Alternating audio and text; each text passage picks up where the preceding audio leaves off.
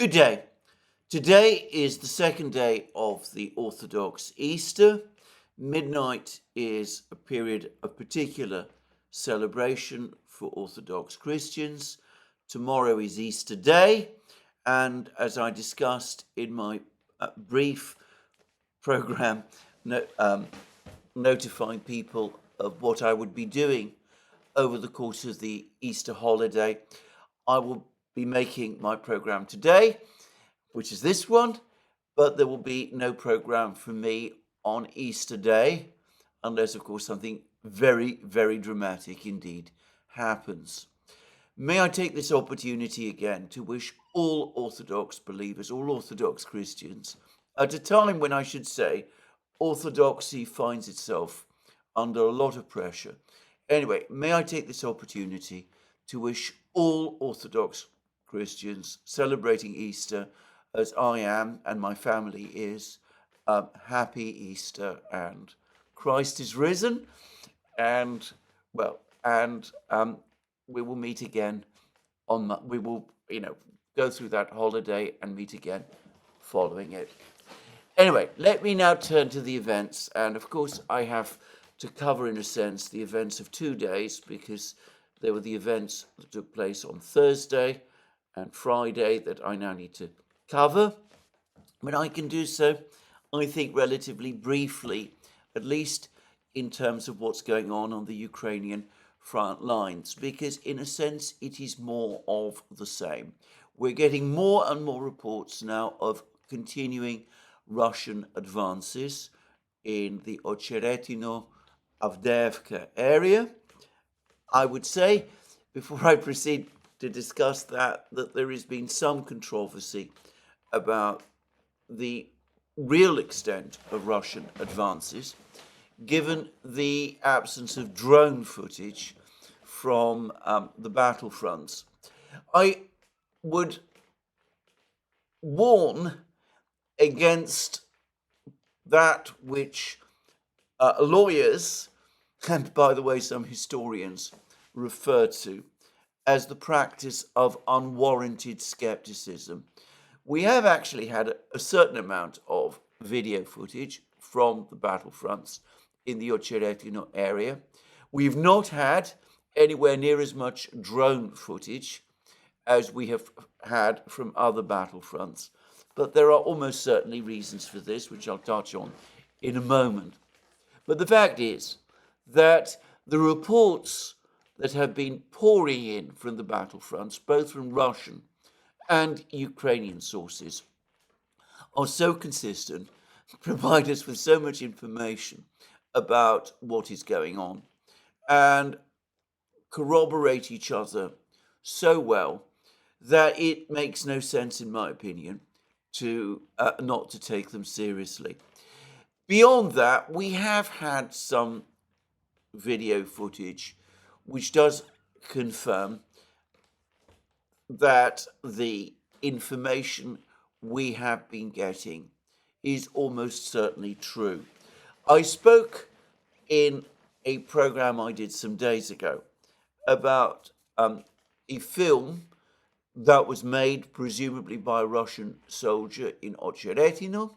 He was walking along what looked to me like a road in the center of this village. There was no sign of fighting, no sound of fighting either, though we are talking about a village, no sound of small arms fire. The skies were clear and blue, but he was walking clearly without fear of FPV drone attacks. The cumulative effect of that video was to convince me that the Russians are indeed in complete control of Ocheretino, even if for its own reasons the Russian Defense Ministry has not confirmed the fact. And coming to the next battle, the battle which appears to be over now, I'll discuss that more detail shortly, the battle for the village of Arkhangelskoye, north east of Ocheretino.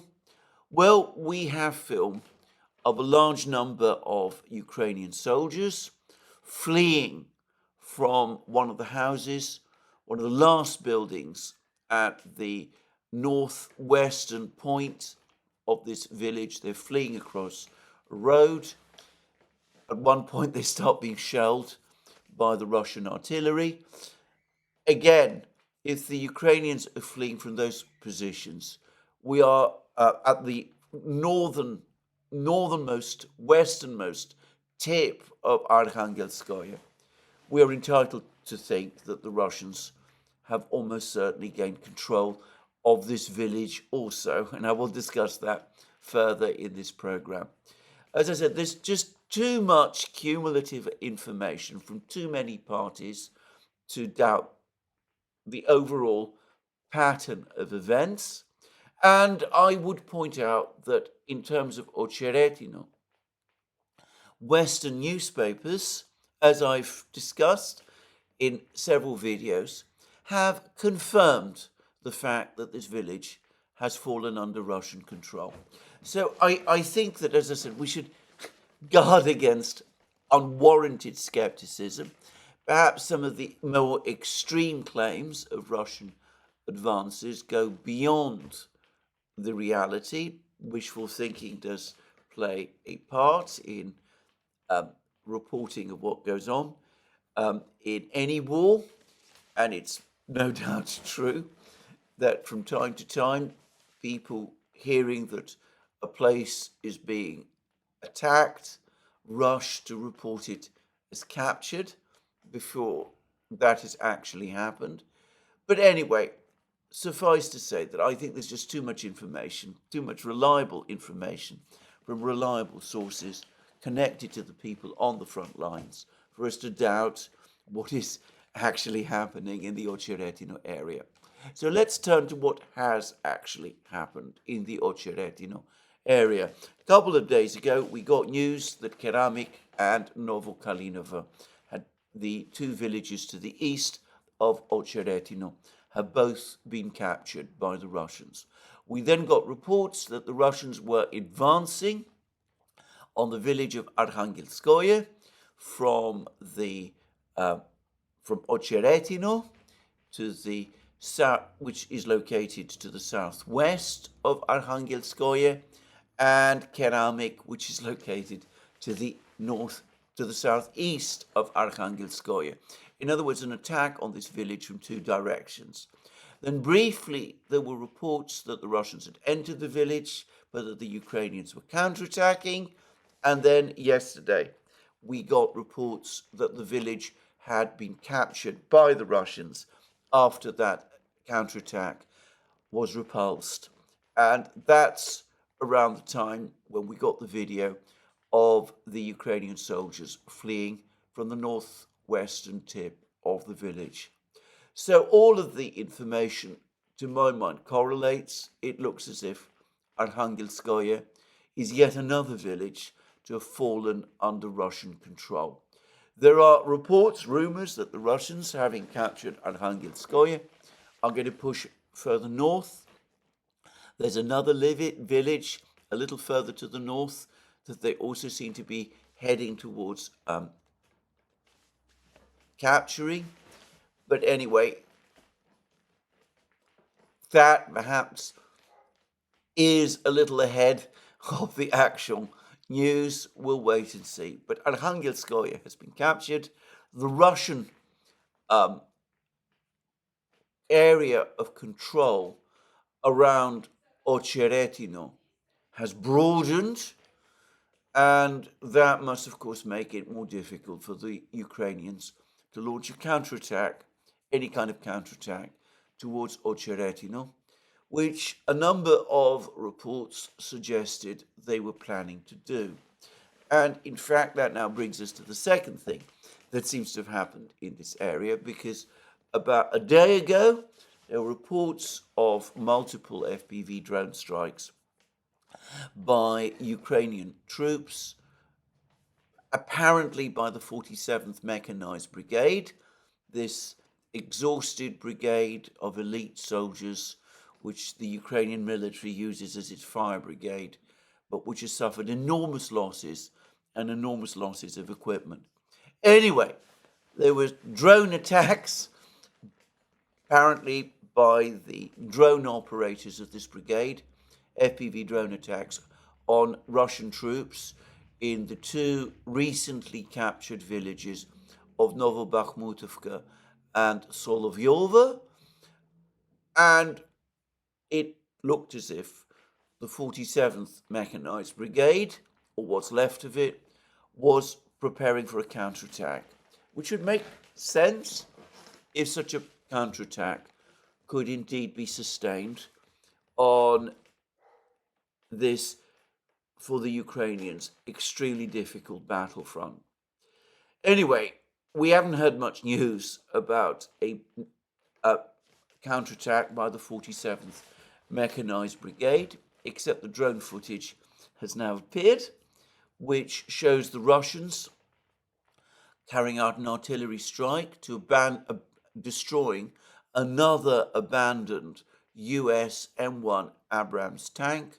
There's pictures of other Ukrainian armored vehicles in the area, including an American Bradley, which apparently have also been knocked out. The most logical conclusion is that the Ukrainians did attempt some kind of a counterattack towards Solovyovo and Novobakhmutovka, presumably to try to outflank the Russians in Ocheretino, but all the indications are that the attack was unsuccessful, that it came against the weight of the Russian artillery and Russian Air Force, and also presumably drone operators, Russian drone operators and their FPV and other drones, with the result that in many places massive amount of damage was done. Ukrainians lost a lot more equipment, and the counterattack clearly failed. In fact, it doesn't seem to have got off the ground.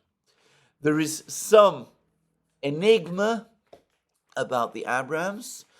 It looks as if it was undamaged when it was finally destroyed by the Russians in an artillery strike. Quite plausibly, the Ukrainians fled from the battlefront, and the Russians then, before the Ukrainians could come to retrieve these abandoned vehicles, the Russians, as is common in this war, acted to destroy the vehicles that had been abandoned.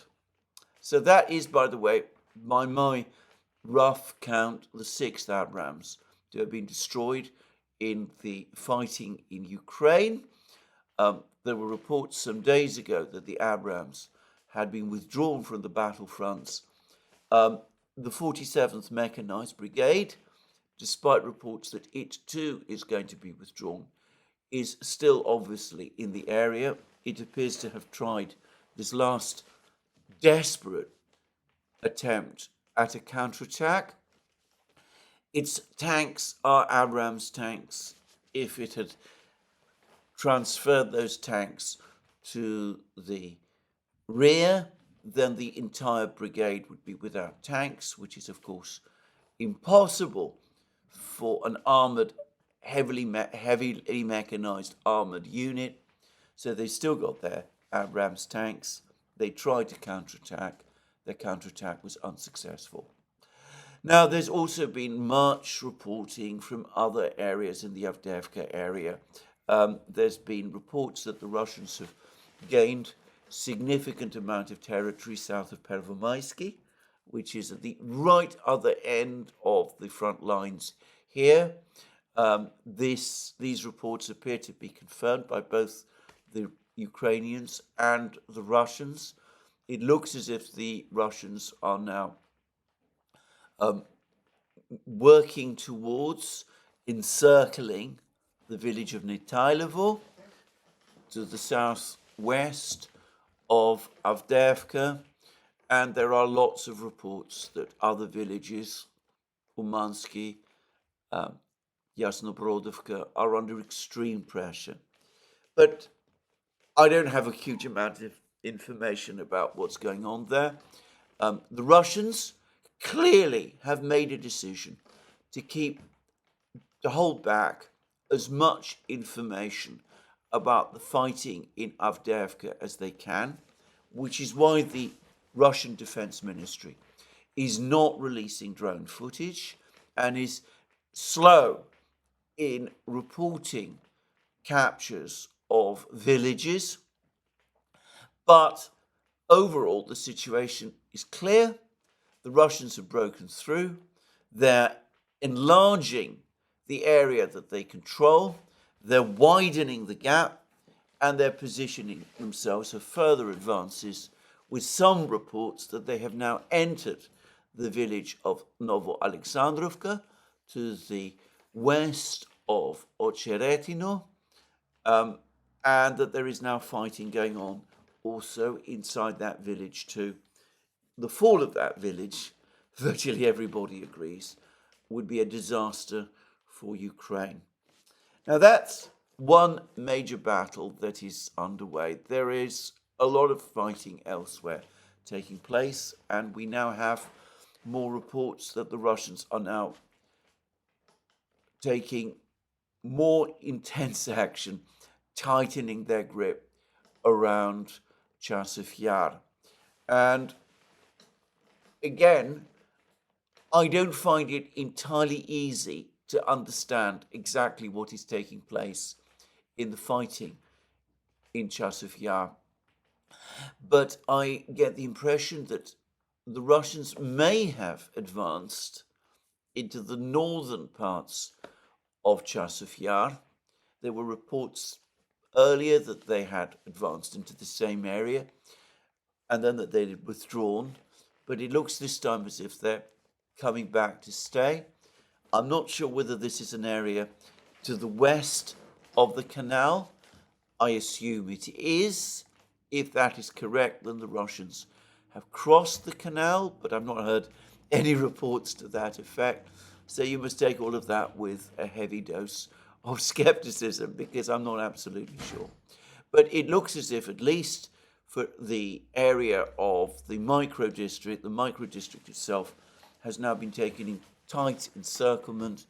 The supply routes into the micro-district have been conclusively cut. The micro-district is encircled. The Russians have again apparently broken into the micro-district and are in the process of capturing some of the high-rise buildings there. There is intense fighting, but without the Ukrainians able to supply their forces in the micro-district, it looks certain that the micro-district will fall at some point within the next days, weeks. Difficult again for me to say. So much fighting going on in the micro-district, much fighting going on around Chasov Yar. The bombing of Chasov Yar is intense, and the Russians are shelling and bombing Chasov Yar round the clock, even as the Ukrainians appear to be rushing as many reserves as they can spare to try to hold Chasov Yar. Now, there's been various articles in Western media outlets, various claims by knowledgeable commentators about what a complete disaster for Ukraine the loss of Chasov Yar would be. That if the Russians capture Chasov Yar, the entire Ukrainian defense line in Donbass will start to unravel. That Chasov Yar is the place which links together all the transport and communication links, all the supply and logistical links that the Ukrainians have in Donbass. That as it's high ground, it would be opening the way for the Russians to dominate the landscape and to advance forcefully towards Kramatorsk, capturing Konstantinovka in the process. There's been a cascade of commentary about this. And again, I'm not in any way doubting or disputing this, but I want to make again a further point which I've made previously. Last year, during the fighting in Bakhmut, we were continuously told that Bakhmut was of no strategic importance, that it was of only symbolic importance.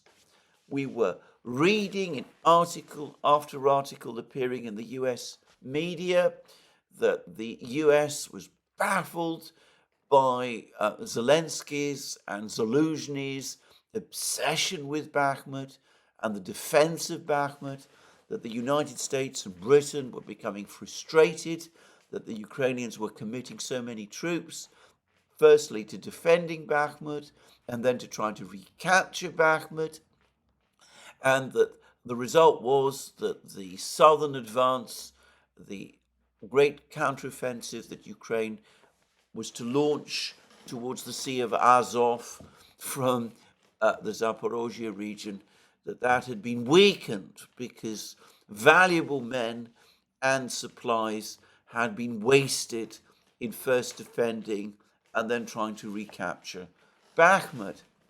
Well, I don't actually disagree with some of that. I think the Ukrainians did hold on to Bakhmut for too long, and I do think that it caused them huge amount of disproportionate loss in the process.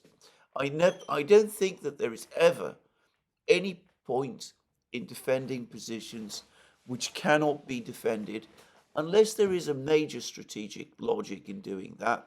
And I still don't think that there was that logic in defending Bakhmut for as long as the Ukrainians defended it. In fact, I think that the whole Battle of Bakhmut, from the Ukrainian point of view, has been a total disaster, that it massively weakened the Ukrainian army, both ahead of the summer offensive of last year and since then. But let us have no more of those claims about the complete irrelevance, the symbolism of Bakhmut. When Zelensky and Zelensky and Syrsky and the other Ukrainian generals were insisting that Bakhmut was an extremely important strategic position, that it was a linchpin in the entire Ukrainian defense system, that its loss would weaken and threaten the viability of that system. Well, we see they were right. And the proof of that is that the Battle of Bakhmut, the capture of Bakhmut, has opened the way for the Russians to attack and perhaps soon capture Chasov Yar, which, to be clear, lies only 6 kilometers away from Bakhmut. The Russians would not be attacking Chasov Yar. They would not be in a position, if they captured Chasov Yar, to do all those things that are now spoken about in the West if they had not captured Bakhmut first. And in reality, and as I pointed out many times, throughout the summer offensive in 2023, through the autumn, the heaviest losses that the Russian Defense Ministry was attributing to the Ukrainians were being suffered by the Ukrainians, not in the fighting in Zaporozhye, not as part of Ukraine's much vaunted and overhyped and talked about and ultimately disastrous summer offensive, but rather in the Bakhmut area. I'm going to go even further and say that mistaken and misconceived as Zelensky and Zelensky and Syrsky were in some respects in defending every millimeter of ground about in Bakhmut, the greater error, the bigger mistake was made by the West. It was the United States and Britain and their military leaders, General Milley and Admiral Radakin and all of the others, who insisted on the attack, the totally ill-conceived offensive in the south, in Zaporozhye and Kherson region, neglecting the front which really mattered, which was Donbass, the area around Bakhmut, the area around Avdiivka, where it's starting to look as if this war is going to be won or lost. The Ukrainians actually had a better strategic understanding of the war than the Western military leaders did, which, given that we are talking about their own country, or at least the country that they once were, because of course these territories, the Russians say, are now Russian. Anyway, given that the Ukrainians know the territory and the land, perhaps isn't so surprising. We see how Western arrogance, self-confidence, in fact, completely distorted Ukrainian military priorities, led them into a disastrous offensive in the wrong place, where, had they been better advised, and had they indeed followed the advice, or had the advice of people like George Beebe and Jim Webb been followed, the better advice would have been, after the fall of Bakhmut, to build up and strengthen the defense lines in Chasov Yar and Avdiivka to the greatest point possible, and then, by the way, to sue for peace. But anyway, I wanted to make these points because there's been far too much blame shifting going on, especially on the side of the United States and the political and military leadership in Washington, the Biden administration, and some people within the Pentagon. They're saying that the reason for the crisis is the fact that the Ukrainians haven't followed the correct advice. They haven't engaged in unworkable combined arms tactics. They didn't concentrate on the front that mattered, the Zaporozhye front line. It was all the fault of the Ukrainians. Or alternatively, it was all the fault of the Republicans in Congress, people like Marjorie Taylor Greene and others, because they blocked further funding for Ukraine for 6 months. Or it's all the fault of China, because they're keeping the Russian war economy going and are providing the Russians with dual-use weapons, which are enabling the Russians to win on the battlefronts. Well, there's far too much of this blame shifting going on. It's time, well past time, when some admissions were made about the catastrophic decisions that were made and forced upon the Ukrainians, military decisions that were made and which were forced upon the Ukrainians by the West. The West, the United States and Britain in particular, have a fixation with Crimea that has distorted their entire understanding of the correct, their entire understanding of the war and where its true center of gravity, which is to say central Donbass, is located. The Russians, by the way, have never shown any such, have never made any such mistake. They withdrew from Kharkiv and Kherson region, which they correctly understood were secondary theatres. They fortified their lines, also where it was likely that the Ukrainians were going to attack, and they kept the focus of their offensive actions, specifically where it mattered: Bakhmut, Chasov Yar, Avdiivka, central Donbass. Anyway, I'm not a military strategist.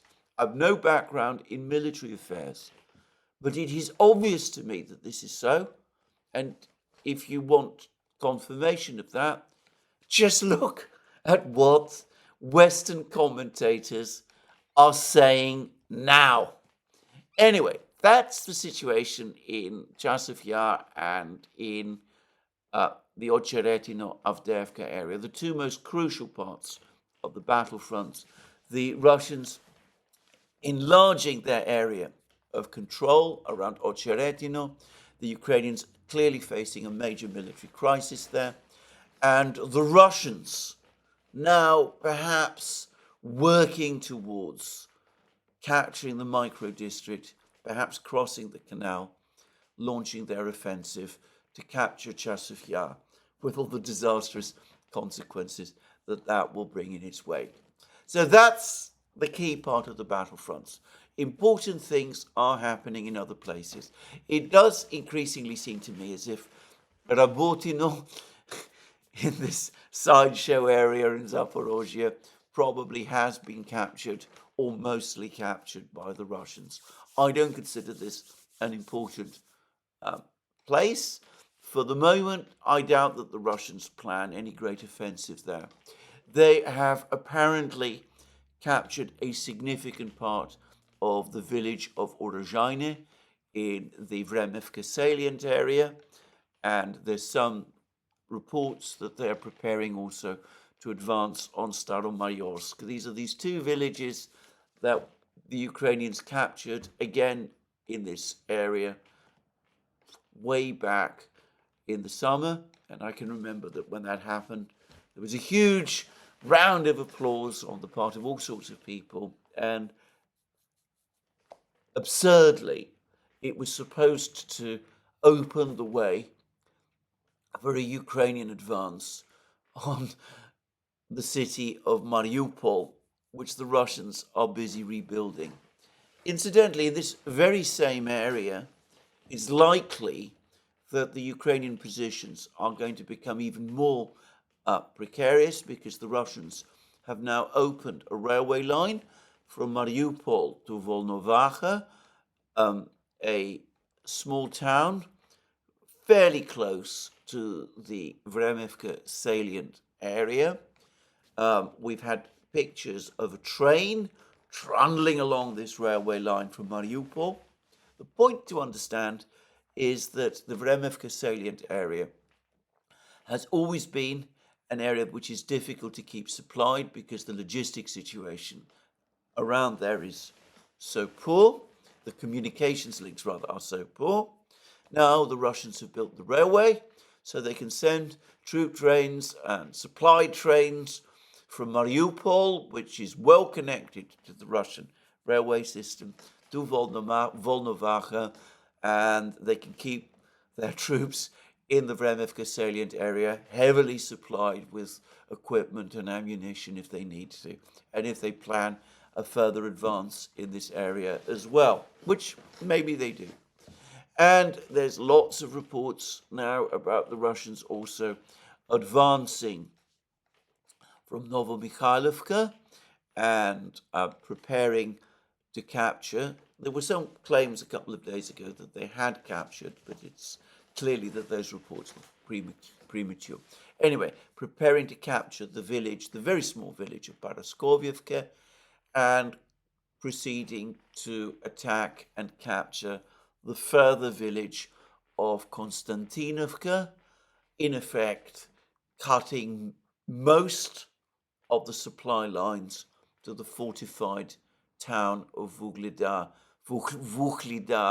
in the south. There's been all sorts of grumbling about the situation in this area by the 79th Brigade of the Ukrainian Army, which is supposed to be defending against Russian advances in this area.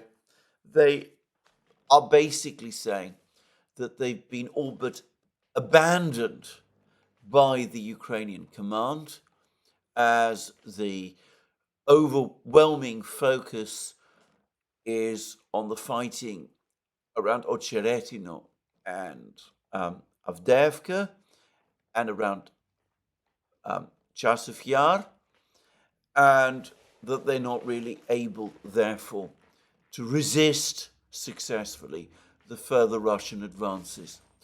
I should say that Vugleda, unlike Rabotino, Verbovoye, and the Vremevka salient, is not a sideshow area. If the Russians do capture Vugleda, and all the indications are that they're working their way towards doing that, but if the Russians do capture Vugleda at some point over the next few months, it will change significantly the entire strategic situation. It'll mean the collapse of Ukrainian defense lines in southern Donbass. It will, in my opinion, make any further Ukrainian offensives towards the Sea of Azov impossible. It'll open up further railway lines for the Russians to use, massively simplifying their logistics and their ability to move troops and supplies, which has been a problem in this area for the Russians up to now. And it will further open up the possibility of future Russian advances towards the great city of Zaporozhye, one of Ukraine's key industrial centers, and also perhaps Dnipro as well, on both cities being, of course, on the banks of the Dnieper River. So Vugleda is an important battle, but it's probably some way off. And lastly, there's been a lot less information recently about what's going on in Krasnogorovka, but there's no doubt the fighting is going on within that town. But there are some reports that the major focus of the Russians, having reached the central part of Krasnogorovka and apparently captured the industrial area in the center, is to clear the territory to the immediate west of Krasnogorovka. That is consistent with the way in which the Russians conduct operations. No doubt it has all sorts of technical importance, which I'm not remotely competent to discuss. But anyway, that's what we see happen. So, a continued major deterioration of the situation on the battlefronts from a Ukrainian and Western point of view. And as I hope I've made clear in this program, whilst, in my opinion, the outcome of this war has never been at any point in doubt, the fact that Ukraine is now facing a major operational crisis is in part the product of disastrous decisions made this time last year in Washington, Brussels, and London, and of course to some extent Berlin, which led Ukraine into a catastrophic offensive in the wrong place in Zaporozhye and Kherson region, instead of doing what really needed to be done, which is strengthen and fortify the already crumbling defense positions in central Donbass, in Avdiivka and Bakhmut. Not, by the way, that you're ever going to hear those admissions made by anybody in the West. Milley, Radikin, Ben Wallace, Stoltenberg, Jake Sullivan, Victoria Nuland, the president himself, none of them are going to come forward and admit that last year they made a disastrous mistake.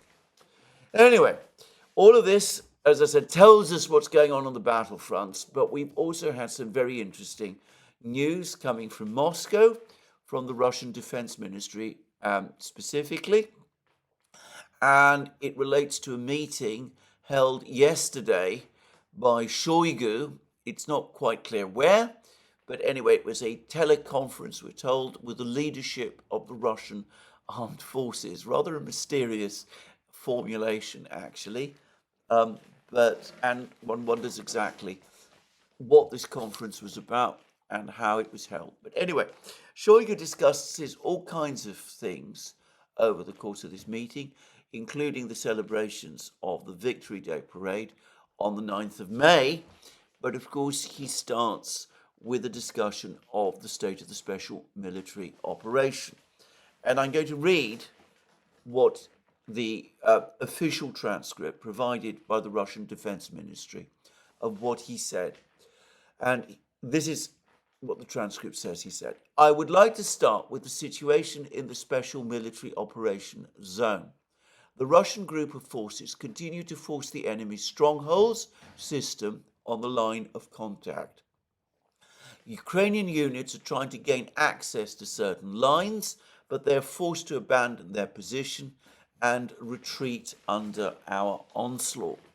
Since the beginning of the year, we have taken control of 547 square kilometers of territory in the new regions of the country.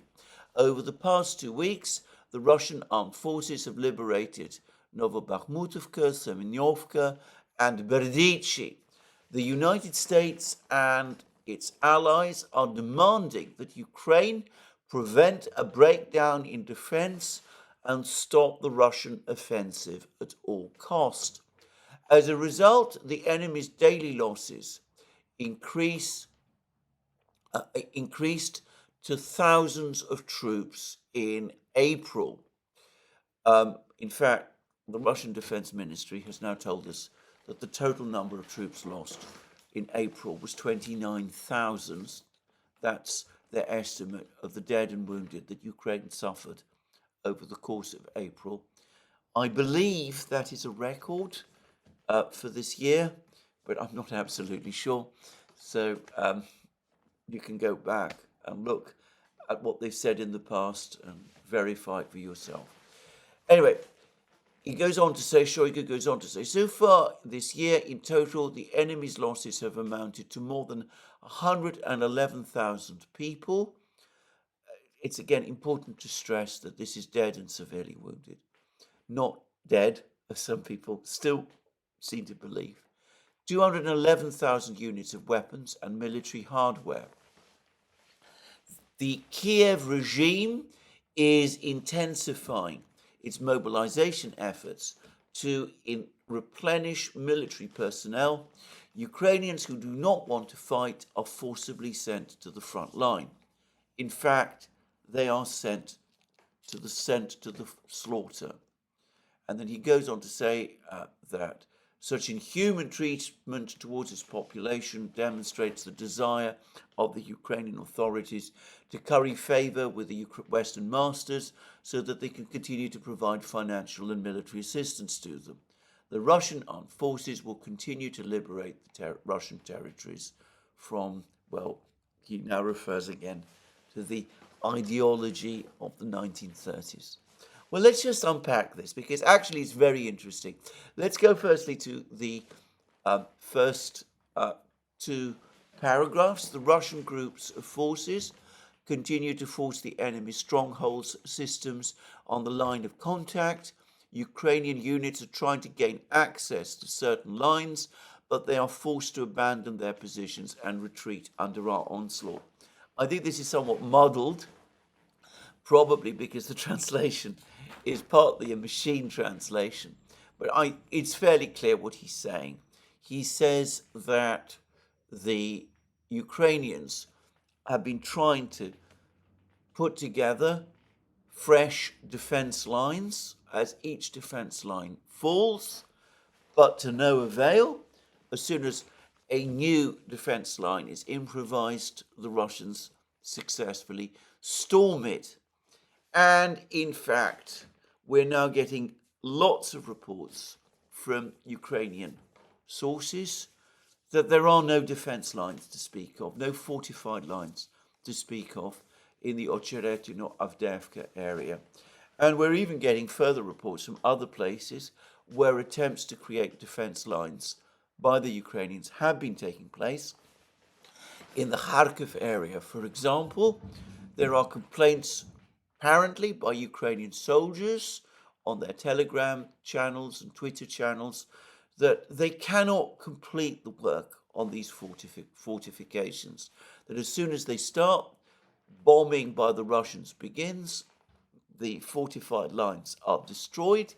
They complain that there is inadequate material to prepare the fortifications properly, and that the whole issue of building fortifications, the whole project of building fortifications, is mired by corruption and bureaucracy. And there's now been a rather angry report from the 67th Brigade, the right sector brigade, if I can call it that, which Zelensky is trying to disband because of its apparent abandonment of its positions in Chasov Yar.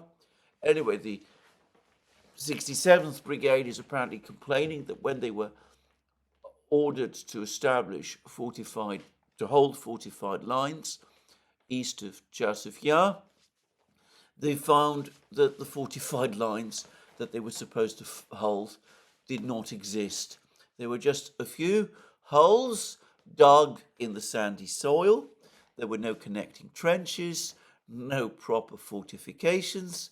When they tried to develop these holes into proper trench lines, the Russian bombing and drone strikes made that impossible. The trenches were, the dugouts were so poorly constructed in the sandy soil that when shells struck, they instantly crumbled, and that this was the reason why the 67th Brigade, after significant losses, decided that it had no option but to retreat. And I'm sure that's true, by the way. I have no reason to doubt it. Anyway, that's, I think, what Shoigu means, that the Ukrainians have not been able to create stable defense lines and that this is proving impossible to them. Then he says that the Russians have gained control of 547 square kilometers since the start of the year. He confirms the capture of Novobakhmutovka, Semenyovka, and Berdichi. But then, for me, comes the single most important paragraph. The United States and its allies are demanding that Ukraine prevent a breakdown in defense and stop the Russian offensive at all costs. Now, that is the second time in less than a week that Shoigu has used the word offensive to describe what the Russians are doing on the battlefronts. And this cannot be chance. It's clearly intentional. Shoigu is telling us that an offensive is underway. It's not active defense. It's not even aggressive attrition exactly anymore. The Russians are in the process of conducting an offensive. It may not be the kind of big arrow offensive that some people are talking about, or at least perhaps not yet, perhaps that is to come, but an offensive of some kind is now underway. And it is likely, or so it seems to me, to continue throughout the summer and will probably intensify as the ground hardens. So, an offensive. And he says that the United States and its allies are demanding that Ukraine prevent a breakdown of the defense at all costs. And lo and behold, there's been a report this morning I heard it on the Military Summary channel.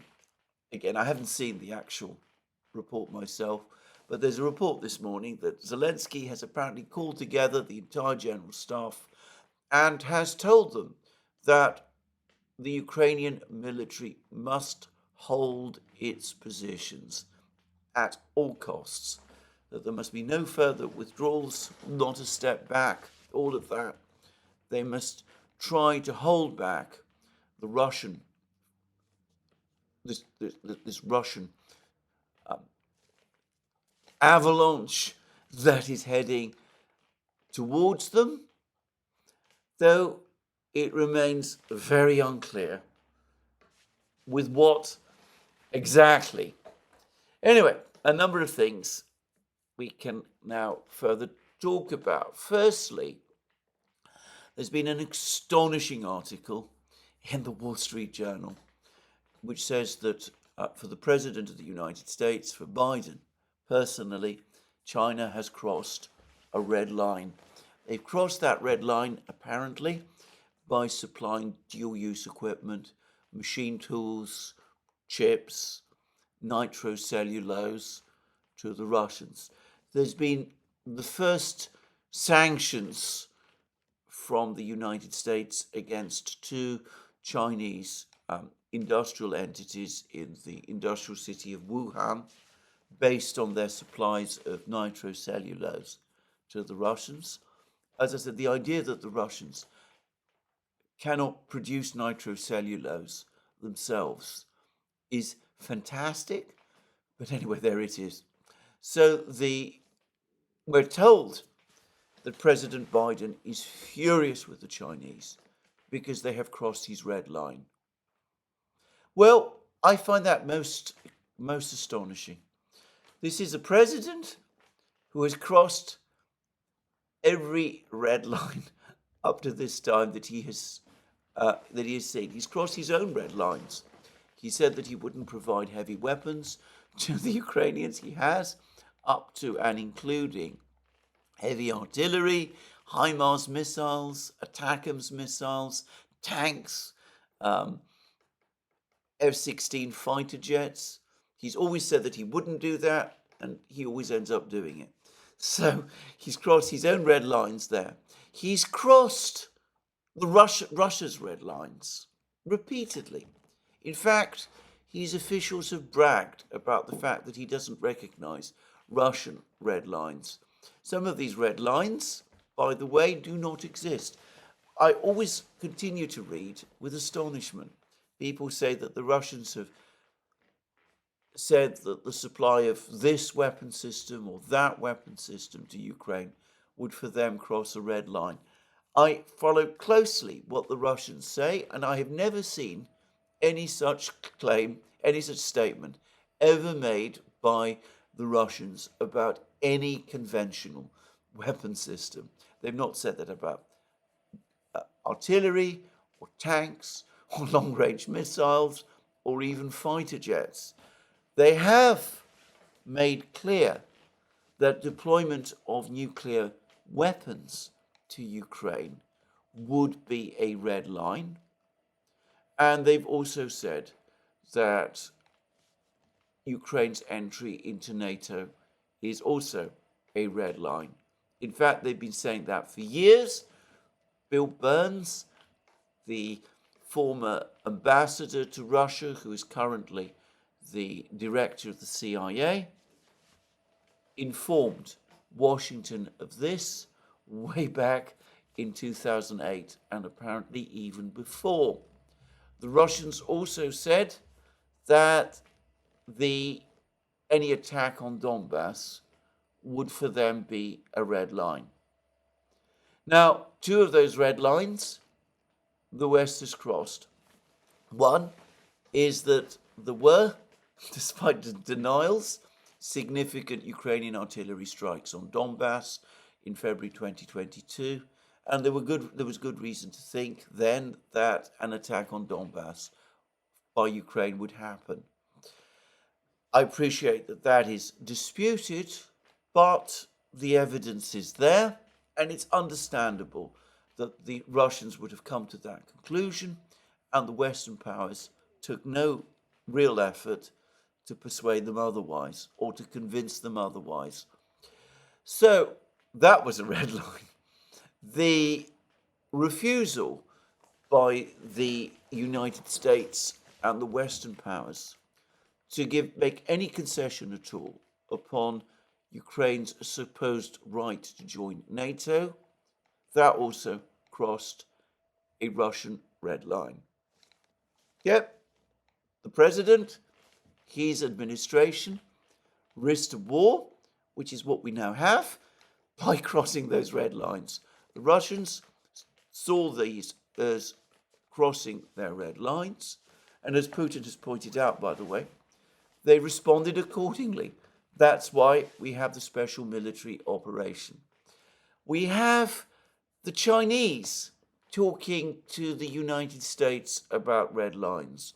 We had a recent meeting, or rather telephone conversation, between Xi Jinping and President Biden, in which Xi told Biden that Taiwan is for China the first red line which must never be crossed.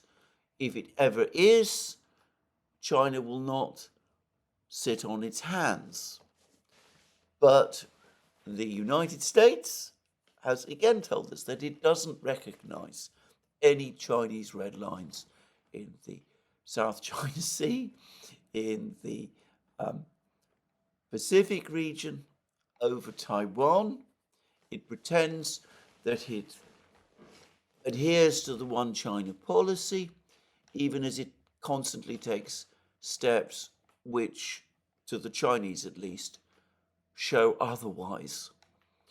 And, well, the man who doesn't care about red lines when they constrain his actions is apparently furious with the Chinese that they're not adhering to his red lines.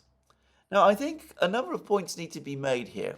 Firstly, the Chinese were never consulted or informed in advance about whatever sanctions it was that the United States and its allies intended to impose on Russia. They were never asked whether they would agree with these sanctions or whether they would adhere to these sanctions. The United States and its allies simply imposed the sanctions and told the Chinese, one of the most powerful countries in the world, with the biggest economy in the world, on a purchasing power parity basis, an economy that is absolutely fundamental to the stability of the entire global economic system. Anyway, they came along and they said to the Chinese, this is what we've done. You must now abide by these sanctions. And of course, entirely predictably, the Chinese are saying, get lost. This has nothing to do with us. We are not going to observe these sanctions. We weren't informed of them, consulted about them, asked for advice about them, and we never agreed to them. It has nothing to do with us. Russia is our friend. We continue to trade with the Russians as we please and as we have the right to do. So that's, to me, the straightforward position, and it is not going to change. The Chinese are not going to agree to the United States, to President Biden, deciding for them their economic, trade, or foreign policies. That ought to be obvious. It's very strange, again, that people simply don't, in Washington, don't seem to be able to understand this. I have to say that a lot of this behavior that we're seeing from some people in the United States, it has about it the quality of a spoiled child banging its fists and throwing a tantrum when it doesn't get what it wants. Anyway, likelihood is that the sanctions against those two companies in Wuhan are only the first of the sanctions which are coming. If there are no more sanctions, if there aren't any sanctions against the banks, the Chinese banks, after all that we've been told in the media, well, it will look like the Chinese have once again, as they so regularly do, that they've called the West's bluff. That's one thing. The second is that it seems as if the project to seize the Russian assets, something else demanded by the administration, the Biden administration, that it has now come up against an insurmountable obstacle. And that is not the legalities, which, to be very clear, the G7 states, the European states, would probably choose to find a way round. I know of no legal scholar that I take seriously who thinks that this plan, whatever it is, however it's done, is workable in a legal sense, because you don't like what someone is doing. It doesn't give you the right to seize their property. The whole reparations idea is a disastrous idea, and the Germans in particular are unhappy about it. But it seems that the Europeans are now getting strong warnings from some of the key global players. Saudi Arabia and Indonesia apparently are telling the Europeans, under no circumstances do this thing. If you do, there will be consequences for you. We will have to conclude that our assets in Europe are also unsafe, and we will have to act accordingly. And I am sure that in this, the Saudis are acting not just on their own behalf, but on behalf of the other members of the Gulf Cooperation Council, countries like the UAE, Qatar, Kuwait, and the rest. So I think this is advice that some people in Europe are heeding. We've had a Financial Times report says that, for the moment at least, this plan has been abandoned. I'm sure that the administration is furious about this. I'm sure that the president is furious about this. And perhaps in time, the pressure on the Europeans from the United States, from the administration, will grow to the point where something like this is going to be done.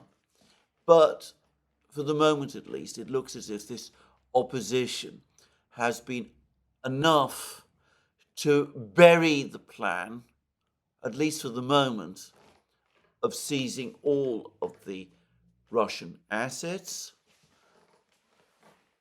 Though what is, to my mind, the only slightly less misguided and legally dubious plan of trying to seize the interest, that apparently still goes on. So anyway, that's where we are on that front. Quite a big piece of news, by the way, that the Saudis and the Indonesians are weighing in on this. Saudi Arabia, as I said, I suspect, speaking for the Gulf Cooperation Council. Indonesia, perhaps speaking on behalf of ASEAN. Who's to say? Anyway, that's, as I said, a further interesting piece of news. Brian Beletic has done an excellent analysis of the latest military aid package from the United States. And he makes the point that all of this, all of the aid, all the items of aid that are going to be supplied by the United States to Ukraine as part of this latest package, the one that we were hearing about directly after the House of Representatives passed the vote, the one made up of all that equipment that was supposed to have piled up on Ukraine's western border in Poland, the one involving the Bradleys, all of that.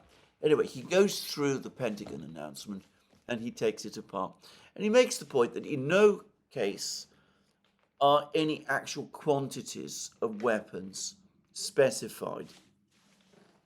And he says that, and he's surely right about this, that the reason is that even when a certain amount of weapons or items like engineering equipment, for example, are supplied, and disclosing the number would in itself, in respect of those weapons, cause no harm.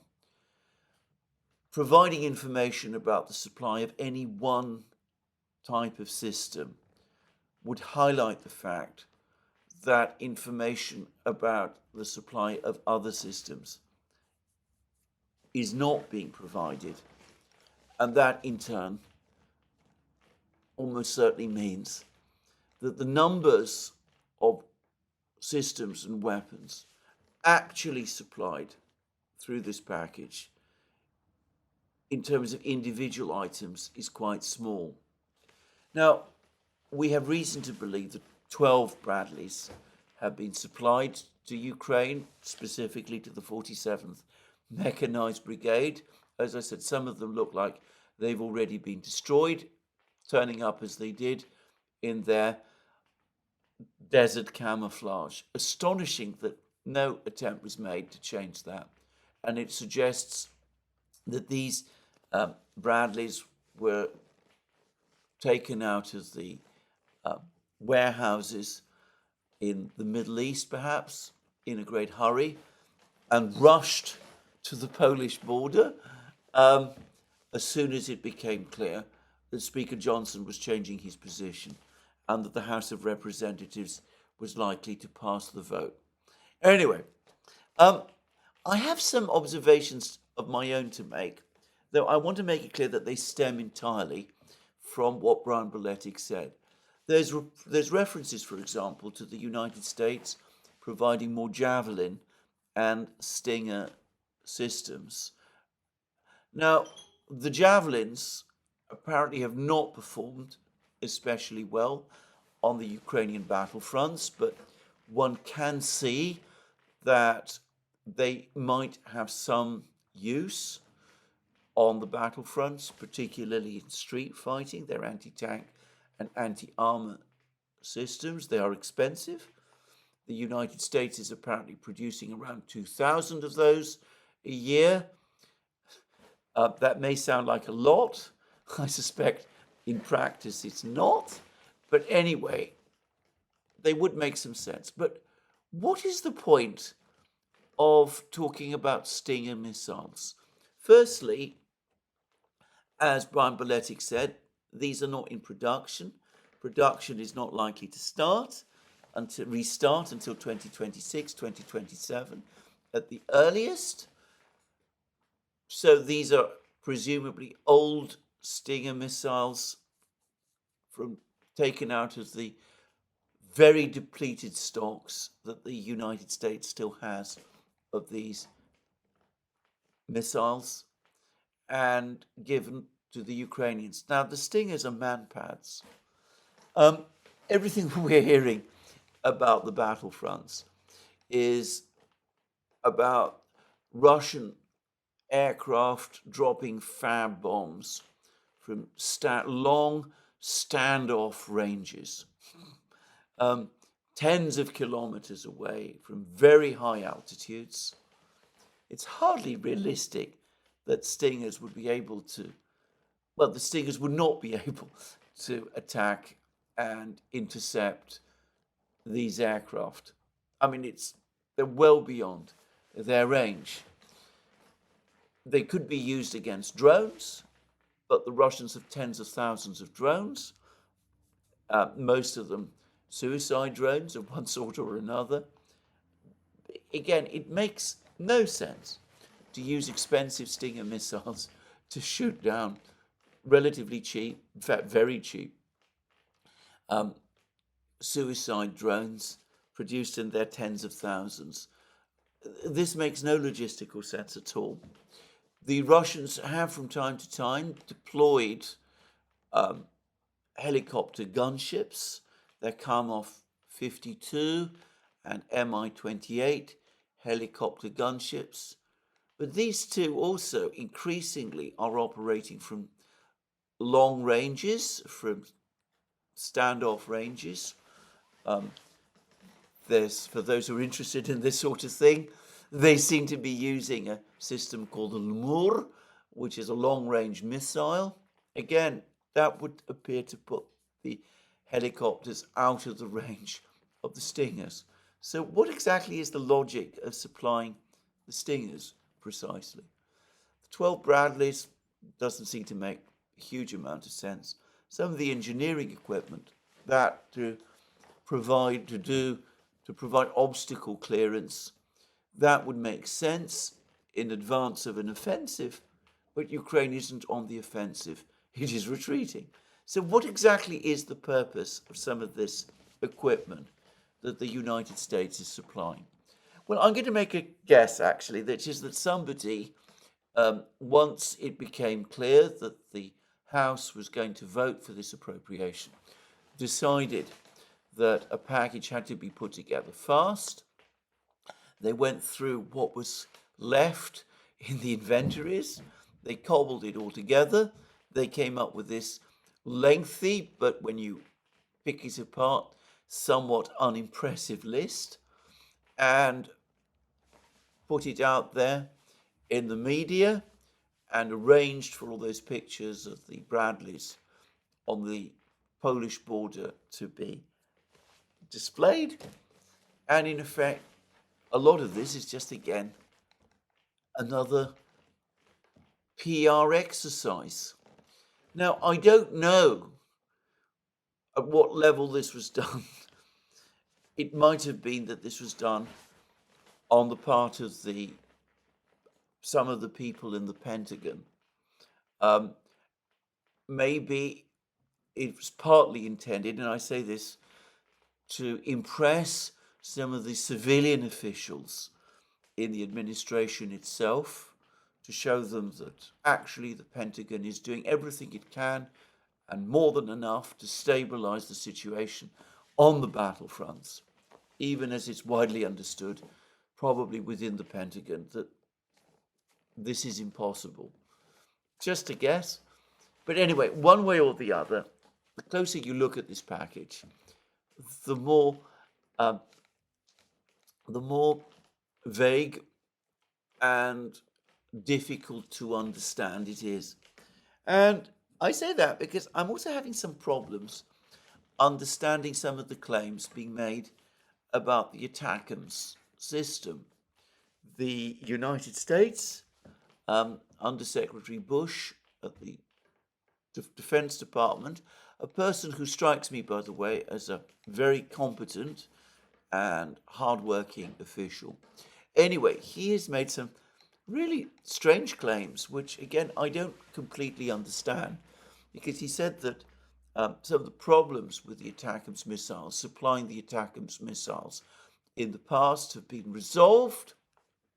It's turned out that with production of precision missiles now running at 500 a year, it's possible for the United States to supply ATACMS missiles to Ukraine without this depleting reserves of ATACMS missiles. Now, I've done a few background checks, and as far as I can tell, actual production of the ATACMS missile ended as long ago as 2007. Now, I may be wrong about this, but that seems to me the cut-off date for production. There is work underway on a replacement, but that has not yet entered production. Now, if we take Under Secretary Bush's words about guided missiles seriously, then that would imply that the ATACMS has been put back in production.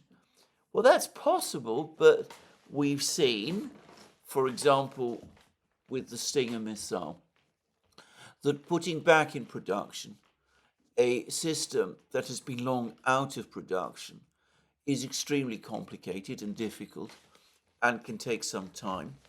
And I would add that from a procurement point of view, it makes no sense at all when you have its replacement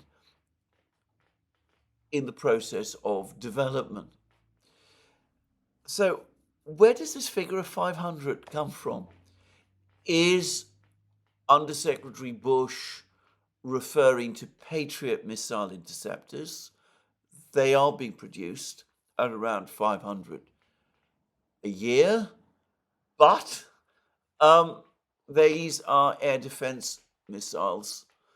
They are in no way similar to the ATACMS, which are ground-based missiles intended for land attack. Or could it be that what is really happening is that the United States is refurbishing its old stock of ATACMS missiles and is converting warheads from cluster warheads to unitary warheads, and is tweaking up the engines in some way, or something of that kind? Well, that might produce a significant number of ATACMS missiles. It is a case that the United States has been upgrading its ATACMS missiles installed for some time. This is, well understood. What happens all the time. But again, doesn't correlate exactly with what I understand that Undersecretary Bush said. My own sense again is that once more, when we really unpick it all, if we really go into we were really to get behind the curtain, we would find that there is a huge amount of improvisation and creative accounting and creative counting going on once more to make up the numbers. And for the record, the Russians, as shortly before I made this program, claimed that they shot down 4 more ATACMS missiles heading towards Crimea. This is apparently the total number fired in this single volley. Brian Beletic said that he'd looked at the satellite pictures at the Jankoy of the attack on the Jankoy base. He could find no evidence of any damage at all. He's not the only person who said that, by the way. And after my own debacle in trying to look at satellite photos and getting them hopelessly wrong, this was with respect to the attack by Israel on the missile base in Iran. I'm not going to go down that route of trying to do that myself. But anyway, the point is that for the moment, the story of the ATACMS remains both obscure in terms of its procurement and supply, and underwhelming in terms of its actual performance on the battlefields. Now, that is consistent with much that we're hearing about the general state of many American weapons systems. Now, there's been an astonishing exchange, of which I think the video has gone viral, between, I think it was Representative Gleitz in the Congress, having a discussion with US Defense Secretary Lloyd Austin. And he asked Lloyd Austin directly whether Lloyd Austin took issue with a statement made by an Air Force official that only 29% of the F-35 air fleet was ready at any one time for action. And Lloyd Austin didn't take issue with this. He accepted that that was true. Now, I think we need to take figures like that with a little caution.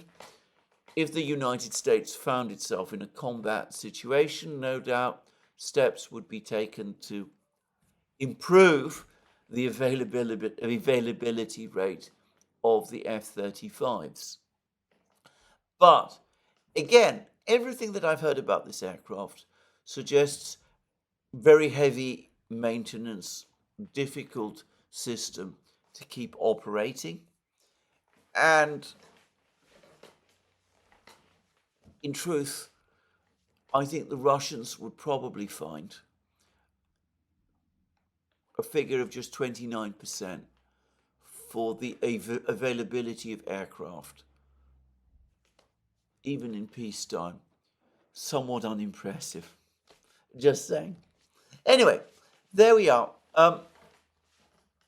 Military package that, when examined closely, perhaps looks less impressive than it did initially. The Ukrainians are bitterly complaining that they're not yet seeing any real change in the equipment supply situation, that they remain catastrophically under-equipped, and that this continues to be one of the major reasons why they are retreating across the front lines. Now, we have had an admission by a deputy official, a Mercouris, of the Ukrainian Military Intelligence Directorate, that is the organization run by Budanov. This official has told The Economist in an interview that the situation is very bad, that Ukraine has no means to achieve victory, and that Ukraine may soon be obliged to enter into negotiations with the Russians for a ceasefire, with that request acknowledging that Ukraine is going to have to lose territory. Now, I don't know whether this official was authorized to say those things, and I don't know what his boss, Budanov, thinks, and I don't know what Zelensky thinks either about those words. But this is a senior Ukrainian military intelligence officer saying that Ukraine cannot win. And all the facts on the front lines, on the battlefronts, point to this. And we see an admission finally from a Ukrainian official that this is so. I think that the last few weeks since the House of Representatives vote has been for the Ukrainians a disillusioning experience. They were probably led to think that they would get a flood of Western weapons as soon as the vote in the House of Representatives went the other way. But weapons are not appearing. Air defense weapons absolutely are not appearing. The United States is refusing to send more Patriot systems. The Europeans are struggling to find air defense systems which they can send. They're under enormous pressure from the Americans to send everything they have to Ukraine. Even the Turks, incredibly, were asked, apparently, to send their S-400 system that they were supplied by the Russians to the Ukrainians. The Turks, of course, have refused. Anyway, I think the Ukrainians have been very disillusioned by the fact that these weapons that they were promised haven't come. And we've seen some rather depressed words from Josep Borrell, essentially saying the same thing. He says that Russia still has friends within the European Union and that there isn't even European unity on that issue, which is, again, a way of blaming others for the problem. Let me repeat a point that I've made many times. The problem is not money. There is always plenty of that in the West, even if the House of Representatives was not prepared to put up money, which of course they now have, to cover the cost of supporting Ukraine. The Europeans have repeatedly shown that they're willing to do so. And if weapons had existed in the United States, available to be sent and transferred quickly to Ukraine, the European Union could have bought them, which of course they didn't do. So, the Ukrainians probably finding that the maneuvers in Washington have made the parliamentary maneuvers in Washington have made no real difference to the fundamental situation, even as the operational crisis deepens. Well,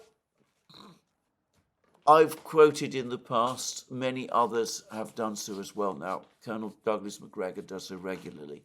The famous words of Field Marshal von Rundstedt to, apparently it was General Keitel, not General Jodl, in July 1944.